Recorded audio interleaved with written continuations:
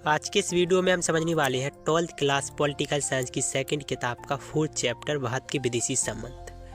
अब भारत के विदेशी संबंध जो कि हम पिछले वीडियो में पढ़ चुके हैं कि भारत के अंतर्राष्ट्रीय स्तर पर किस कौन देशों से संबंध रहे हैं, कौन कौन देशों से संबंध रहे हैं इनके, और कैसे इन्होंने एक देश से दूसरे देश में व्यापार किया, अपने संबंधों को मजबूती तरीके से रखा। तो भारत के जो विदेशी संबंध जो अंतर्राष्ट्रीय स्तर पर कौन कौन से रहे हैं जो कि हम पिछले वीडियो में समझ चुके हैं। तो इस वीडियो में हम समझने वाले हैं कि भारत और चीन के बीच किस प्रकार से संबंध स्थापित की गई थी। तो पंडित जवाहरलाल नेहरू का महत्वपूर्ण योगदान रहा था भारत और चीन के बीच संबंध स्थापित करने का।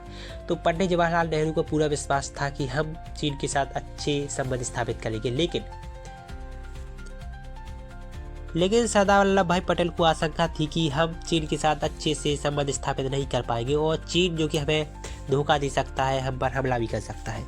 तो पर जो कि सरदार वल्लभ भाई पटेल थे पूरी तरह से आशंकित थे। ठीक है, फिर पंचशील समझौते के अनुसार भारत और चीन के बीच संबंध स्थापित हुए। इस समझौते के प्रमुख बिंदु है तो 29 अप्रैल 1954 को भारत के प्रधानमंत्री पंडित जवाहरलाल नेहरू के और चीन के प्रमुख चाउ एन लाई के बीच द्विपक्षीय समझौते जिसके अग्रलिखित 5 बिंदु हैं। इस बिंदु के अंतर्गत यह बताया गया कि हम इसका सम्मान करेंगे, आदर करेंगे, एक दूसरे के विरुद्ध आक्रमण न करना, एक दूसरे के अतिरिक्त मामलों में हस्तक्षेप न करना, एक दूसरे की क्षेत्रीय अखंडता का आदर करना और समानता और परस्पर मित्रता की भावना और शांतिपूर्व अस्तित्व रखना।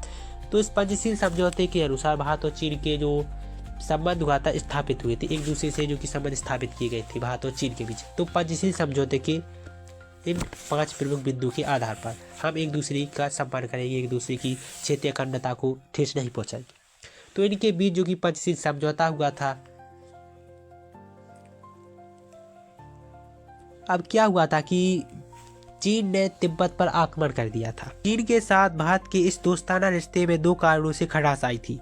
चीन ने 1950 में तिब्बत पर कब्जा कर लिया था।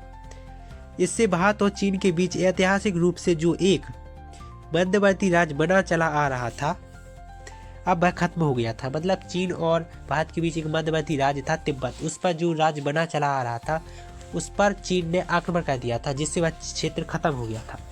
इस कदम का खुले तौर पर विरोध नहीं किया। बहरहाल तिब्बत की संस्कृति को चलने की खबरें जैसे जैसे सामने आने लगी वैसे वैसे भारत की बेचैनी भी बढ़ने लगी।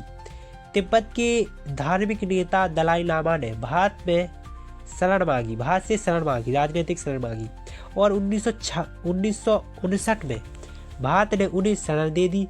चीन ने आरोप लगाया कि भारत सरकार खुले तौर पर चीन के विरोधियों गतिविधियों को हवा दे रही है, मतलब चीन के साथ विरोध कर रही है तिब्बत को शरण देकर की।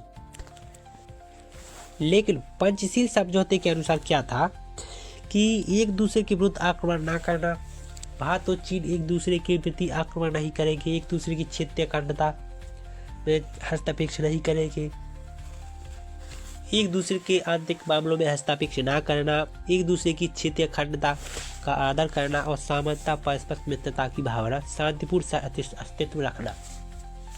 हम एक दूसरे के मामलों में हस्तक्षेप नहीं करेंगे। तो इस प्रकार से जो कि पंचशील समझौते के अंतर्गत जो बताया गया था। लेकिन तिब्बत की धार्मिक नेता दलाई लामा ने भारत से राजनीतिक शरण मांगी। 1959 में भारत ने उन्हें शरण दे दी।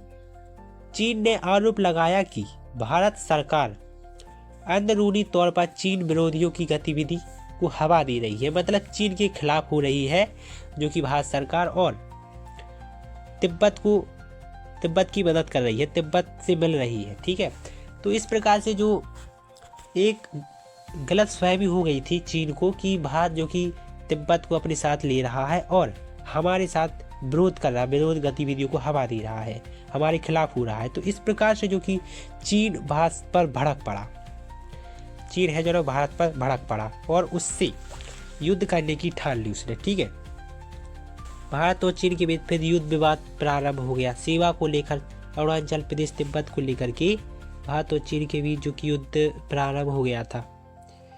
इसके बाद युद्ध के बाद फिर परिणाम क्या निकले, तो भारत चीन युद्ध के परिणाम क्या निकले सामने आए। तो चीन युद्ध से भारत की छवि को देश और विदेशों में दोनों जगह ही धक्का लगा।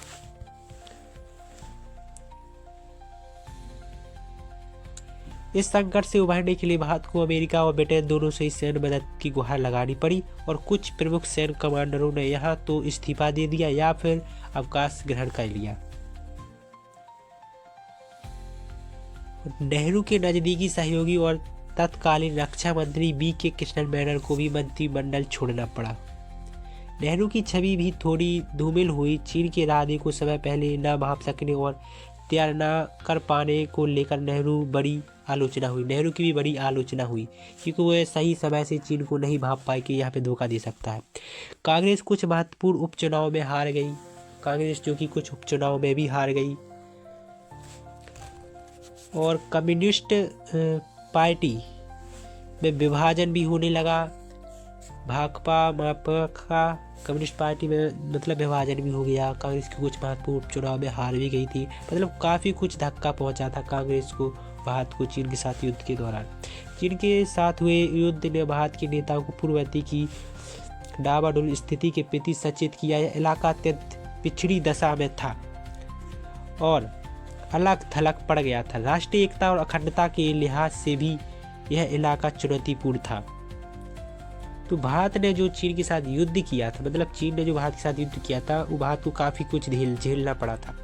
नागालैंड को प्रांत का दर्जा दिया गया और मणिपुरम और त्रिपुरा हालांकि केंद्र शासित प्रदेश है लेकिन उन्हें अपनी विधानसभा के निर्वाचन का अधिकार भी मिला। तो चीन ने जो भारत के साथ युद्ध किया था तो भारत को काफ़ी कुछ झेलना पड़ा था। तो अभी तक आपने हमारी वीडियो को लाइक नहीं किया तो लाइक कर लीजिएगा, चैनल को सब्सक्राइब कर लीजिएगा ताकि आने वाली वीडियो का नोटिफिकेशन आपको चैनल के माध्यम से प्रोवाइड किया जा सके।